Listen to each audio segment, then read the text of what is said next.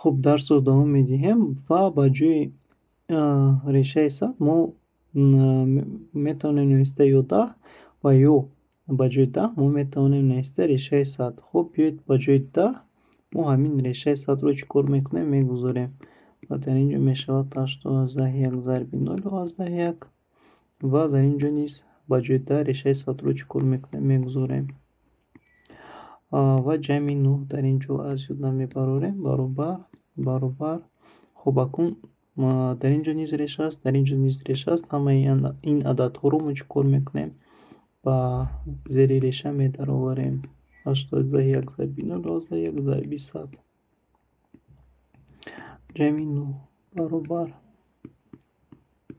хуб 100-ро мо метавонем нависта 10 зарби 10 0.1 10 зарби 10. хуб ҷамъи 9 ва агар мо 10-ро ба 8.1 зарб кунем, ин мешавад 8.1 ва агар мо 10-ро ба 0.1 низ зарб кунем, ин мешавад 1.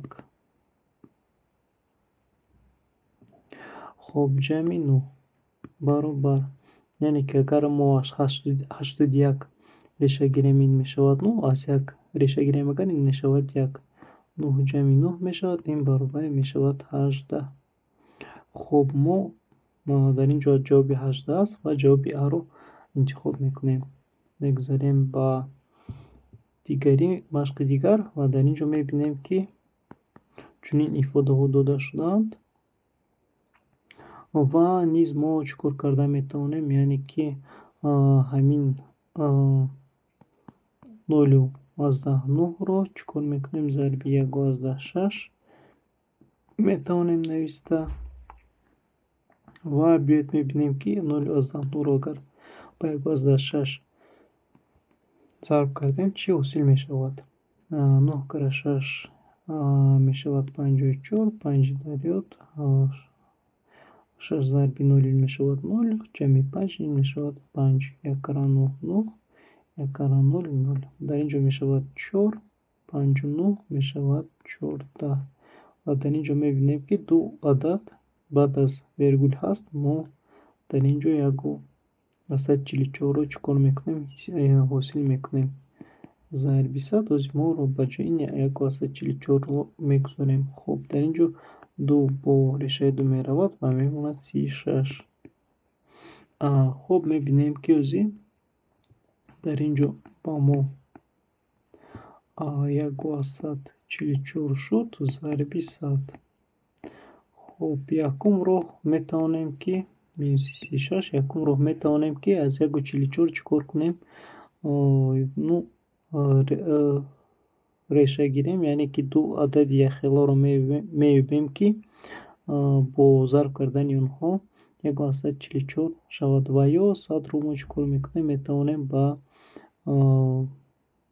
дараҷа бардошта ба дараҷаи 2 ва ба дохили ин реша зарб кунем, вале ин ба фикри ман камтар рақимтар мешавад ва ё мо метавонем ки ин тарз роҳ истифода барем. хуб агар мо 100-ро ба 100 зарб кунем, ин чанд мешавад? Ин 10,000 мешавад. хуб ин 10,000 мешавад. хуб ва аз 10,000 агар мо реша гирем, ин чанд мешавад? Ин 100 мешавад. хуб ана акнун мо бояд чӣ кор кунем? Мо метавонем ки ба ҷои 100 решаи 10,000-ро гузорем ва дар ин ҷо мешавад 1.44 зарби решаи 10,000 ва минуси 36 баробар бахшиш так баробар, яъне ки мо 1.44-ро ҳатман зарби чӣ мекунем? Ҳатман зарби 10,000 мекунем ва агар зарби 10,000 кардем, дар ин ҷо 4 та 0 аст ва дар ин ҷо низ мо 2 та агар 0-ро гирем агар мешавад 144 дар зери реша зарби 100 мешавад. Яъне ки мо танҳо 100-ро ба 144 зарб кардем, минуси 36 ва агар аз 144 мо реша барем, ин 12 мешавад. Аз 100 реша барем, ин 10 мешавад. минуси 36 баробар 120 мешавад дар ин ҷо. 120 минуси 36 ин чанд мешавад? Агар 120 минуси 36 кунем, агар ин ба мо медиҳад 84. 84 медиҳад ва ҷавоби С-ро дар ин ҷо чӣ кор мекунем? Интихоб мекунем. хуб, мо бо чунин тарз ин мисолро ҳал кардем ва метавонистем ки ёбем аз 1,44, яъне ки агар 1,12ро бо 1,12 зарб кунем, ин ба мо медиҳад 1,44. ҳозир ин зарб карда мебинем 1,12, 1,12 ин яке мешавад 12 ба 12 агар зарб занем, ин мешавад 144 ва агар 1,12ро ба 1,12 зарб занем, ин мешавад 1,44. 2 кара 2 4 мешавад, 2 кара 1 2, 1 кара 2 2, 1 кара 1 1. хуб, ҷамъ мекунем. Дар ин ҷо зарб 4 4 1. 2 рақам дар ин ҷо баъд аз вергул ҳаст, барои ҳамон 1 2, яъне ки 2 катак мо вергулро чӣ кор мекунем? Мегузаронем ва дар ин ҷо мешавад 1,44. хуб, яъне ки ҷавоби мо 84 ҷавоби дуруст мебошад. мегузарем ба машқи 58 ва дар ин ҷо мебинед ки ба мо дараҷа дода шудааст, яъне ки мо ду бор ҳамин қавсро чӣ кор мекунем? Метавонем нависем 28 дар реша минуси 7 низ дар реша. ин қавсро агар мо ду бор нависем, минуси 7 баробар, яъне ки дар ин ҷо 2 ҳаст, мо ҳамин қавсро чӣ кор мекунем? Ду маротиба менависем ва анакнун мо бояд ин қавсро кушоем. якум роҳи ин қавсро кушодан ин ҳамон аст, ки мо 28ро решаи 28ро ба решаи 28 зарб мекунем, баъдан решаи 28ро ба решаи 7 ва дар ин ҷо бошад, агар решаи минуси 7ро ба 28 ва решаи минуси 7ро низ ба решаи минуси 7 чӣ кор мекунем? Зарб мекунем. хуб, бо чунин тарз мо метавонем ки ин қавсҳоро зарб карда ва ҷавобашонро ёбем.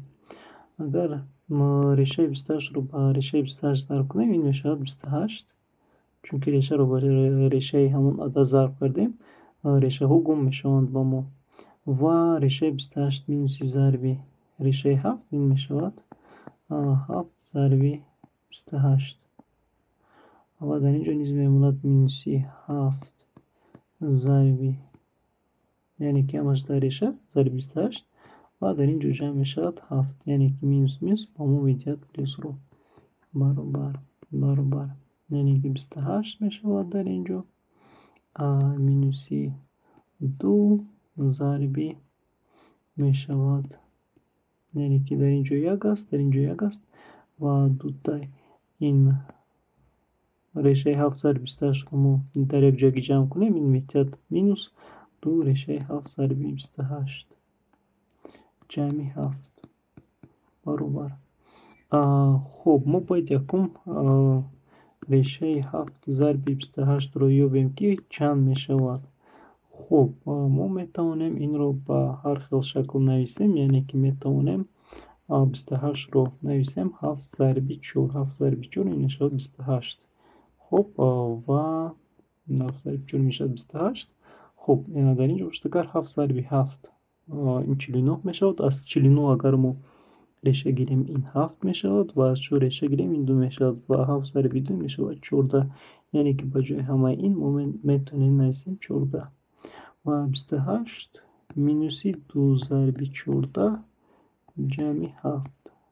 2 зарби 14 ин мешавад 28, яъне ки минуси 28 бо ҳамроҳи 28 меравад ва дар ҷавоб мемонад 7 ва 7ро дар ин ҷо чӣ кор мекунем? Дар машқи 58 интихоб мекунем. мегузарем ба машқи 59. дар ин ҷо низ бо чунин тарз мо чӣ кор мекунем? Ёфта метавонем, яъне ки 3 ҷамъи 27 мешавад ва 3 мешавад ҷамъи 27. хуб, баробар, яъне ки 3ро ба 3 зарб мекунем ва 3ро решаи 3ро ба решаи 7 ва 27ро ба решаи 3 و این رو باشد با ریشه 27 رو با ریشه 27 ضرب میکنیم. ریشه 3 رو باشه ریشه 3 کردیم 3 میموند و در اینجا میشود 2 یعنی که جمع میشود 3 ضرب 27 و باز میشود جمع ریشه 3 ضرب 27 جمع میشود 27 چون که ریشه رو با ریشه همون عدد رو ضرب کردیم ریشه از بین می رود و در اینجا پشتکار با اون می شود 3 جمع 27 می شود 30 اونها رو جمع کردیم و در اینجا می ماند 2 در ریشه می توانیم نویسیم 3 ضرب 3 ضرب 9 چون که 9 کره 3 می شود 27. خب اگر از اینجا ما ریشه رو گیریم می ماند 3 ضرب 3 و 30 جمع 2 ضرب 3 ضرب 3 می شود برابر 30 جمع می شود 2 کره 3 6 6 کره 3 18 برابر 30 رو با 18 جمع کردیم می شود 48 و جواب 48 رو در مشق 59 انتخاب میکنیم. ما میتوانیم با دیگر راه این مثال ها رو نیز حل کنیم. مثلا بیایید در اینجا من یک راه دیگرش رو نشون میدم یعنی که با ما فرموله ها هستند. فرموله یکم ما میشود یعنی که a مینوسی b در کвадрат a کвадрат میشود مینوسی 2ab جمع b کвадрат و فرموله دومی ما برای جمع a جمع b در کвадрат این میشود برابر a کвадрат جمع 2ab جمع b کвадрат. با چنین طرز نیز ما این مثال ها را حل کرده میتوانیم و اگر از یاد برآورده این فرمول های یکم و دوم را میتوانید با چنین طرز چیکار کنید ضرب کرده جواب رو یابید. خب در اینجا این آماده است و ما این فرمول دیگری رو انتخاب میکنیم یعنی که من این فرمول رو انتخاب کرده از ما این مثال رو انکن حل میکنیم. a مو این میشود ریشه 5 b مو میشود ریشه مینوس 45. خب برابر a کвадрат گفته شده است یعنی که ریشه 5 میشود در کвадрат مینوسی میشود 2 ضرب ریشه 5 ضرب ریشه 45 چون که a ضرب b هست 2 ضرب a و b در اینجا میشود جمع چون که جمع هست همین جمع رو در اینجا می نویسیم چخیلی که میبینید و میشد نکند و در اینجا باشد اگر 45 میشود در کвадрат یعنی که b در کвадрат است b مو این ریشه 45 میشود برابر. خب 2 با این ریشه میرود در اینجا میموند 5 و در اینجا باشد اگر 2 با این ریشه میرود و میموند 45 جمع 45 ما در اینجا می نویسیم و مینوسی 2 و در ریشه اون می نویسیم 5 ضرب 45. خب برابر خب 5 جمع 45 این می شود 50 و نکنون ما 5 ضرب 45 رو می توانیم یعنی که در ریشه هستند ما نویسیم و مثل برابر 5 ضرب 9 یعنی که 5 ضرب 9 این می شود 45 و از 2 تا 5 اگر ریشه گیریم این 1 تا 5 می ماند و از 9 ریشه گیریم این می شود 3 یعنی که جواب این می شود 15. با جای ریشه 5 ضرب 45 ما می توانیم با جای همه این نویسیم 15 مینوس 2 ضرب 15 می شود برابر 50 مینوس 30 چون که 2 ضرب 15 30 می شود این برابر جواب 20 می شود و جواب 20 رو در مشق 60 چیکار میکنیم انتخاب میکنیم.